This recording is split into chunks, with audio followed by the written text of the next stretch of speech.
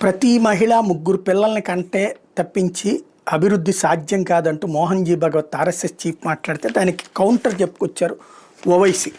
ఏమన్నాయంటే కుటుంబంలో ముగ్గురు పిల్లల పేరుతో భారతీయ మహిళలపై భారం పెంచొద్దని ఎంఐఎం అధ్యక్షుడు అసదుద్దీన్ ఓవైసీ వ్యాఖ్యానించారు. ముగ్గురు పిల్లలు ఉంటే ఆ కుటుంబంలోని పిల్లల మధ్య సాన్నిధ్య సంబంధాలు దృఢమవుతాయన్న ఆర్ఎస్ఎస్ చీఫ్ మోహన్ భాగవత్ వ్యాఖ్యలో ద్వంద్వార్థాలు ఉన్నాయని శుక్రవారం దారుసలాంలో మీడియాతో అన్నారు. ముగ్గురు పిల్లల్ని కనాలని భారతీయ మహిళపై భారం మోపాలని ఎందుకు ప్రయత్నిస్తున్నారని మోహన్ భాగవత్ని ప్రశ్నించారు. ప్రధాని మోడీ హయాంలో దేశంలోని ముస్లింలపై శత్రుత్వం సుస్థిరమైందని మండిపడ్డారు.